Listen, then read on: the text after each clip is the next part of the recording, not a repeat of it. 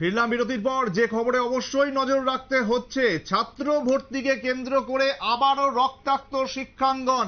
আপনাদের আরো একবার জানিয়ে রাখবো, রক্তাক্ত হয়েছে শিক্ষাঙ্গন। এবিভিপি এবং টিএসএফ এর মধ্যে সংঘর্ষ ছাত্র ভর্তিকে কেন্দ্র করে।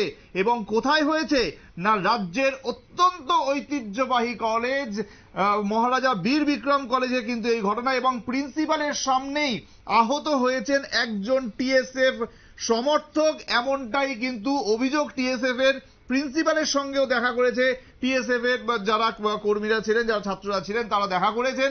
এবং আপনাদের জানিয়ে রাখবো যে একজন কিন্তু আহত হয়েছেন। ছাত্র ভর্তিকে কেন্দ্র করে আবারও সংঘর্ষ, আবারও রক্তাক্ত হলো শিক্ষাঙ্গন।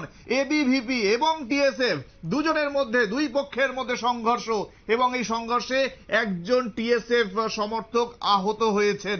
দেখতেই পাচ্ছেন মাথা ফেটে গেছে, ব্যান্ডেজ রয়েছে। প্রিন্সিপালের সামনেই এমনটা ঘটেছে বলে অভিযোগ। এবং তারপরেই কিন্তু তারা প্রিন্সিপালের সঙ্গে দেখা করে প্রিন্সিপাল এবং টিএসএফ এর যারা সমর্থক তারা কি বলেছে, দুই পক্ষের বক্তব্য আমরা শুনবো।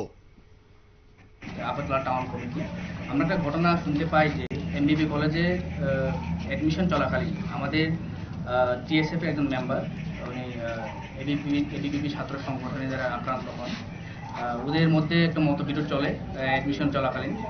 তো ওরা যে সময় প্রিন্সিপাল স্যারের সাথে এই বিষয়ে কথা বলতে যান, তখন ওনাদেরকে বাধা দিয়ে প্রিন্সিপাল স্যারের অফিসের সামনে একটু সাইডে নিয়ে ওর উপর আক্রমণ চালায়। তো ওই ঘটনার মধ্যে আমাদের স্টুডেন্ট একজন যিনি আক্রান্ত হয়েছেন এবং মাথা ফেটে যায়।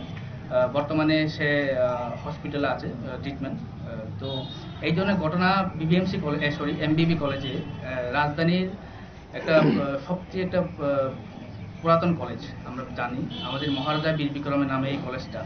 এই কলেজে এই ধরনের একটা ঘটনা ঘটে গিয়েছে, সেটা আমরা Tripura student federation totally condemn জানাই, নিন্দা জানাই। এবং এই ধরনের ঘটনা যাতে এই কলেজে না হোক, আমরা প্রিন্সিপাল স্যারের সাথে সাক্ষাৎ করি এবং প্রিন্সিপাল স্যারকে বলি।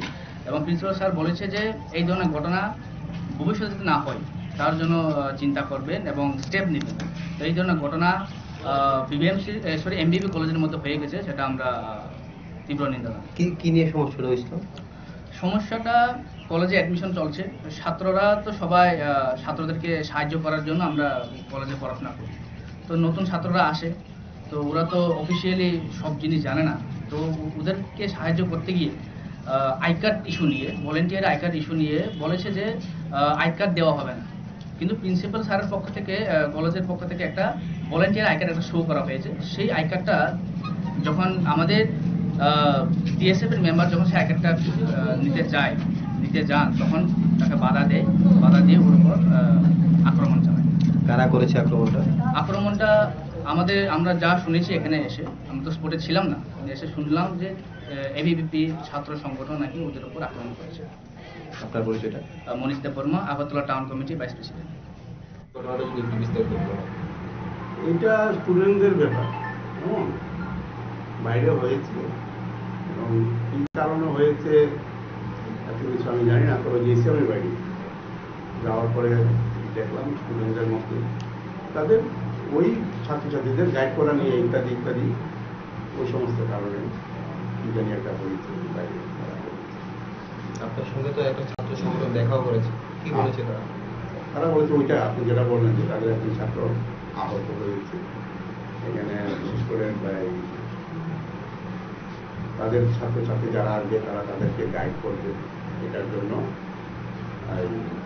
যাতে গাইড করতে পারে। আমি বলছি দেখুন, গাইড আর কি করবে, ওরা অ্যাডমিশন নেবে, আমাদের টিচাররা আছে, ডেডিকেটেড টিচাররা আছে, ওরাই করতে পারবে। এখানে গাইড করার জন্য কোনো স্টুডেন্ট থাকে, এগুলি নিয়ে ওদের মধ্যে সমস্যা। শুনতেই পেলেন মহারাজা বীর বিক্রম কলেজের এই ঘটনা। রক্তাক্ত হলো শিক্ষাঙ্গন। দেশের বিভিন্ন প্রান্তে এই ধরনের ছবি বারবার উঠে আসে, কিন্তু কোনোভাবেই যেন চিত্র বদলাচ্ছে না, যার পরে কিন্তু ঐতিহ্যবাহী এই এমবিবি কলেজের এই ঘটনা আরো একবার নিন্দার ঝড় উঠছে।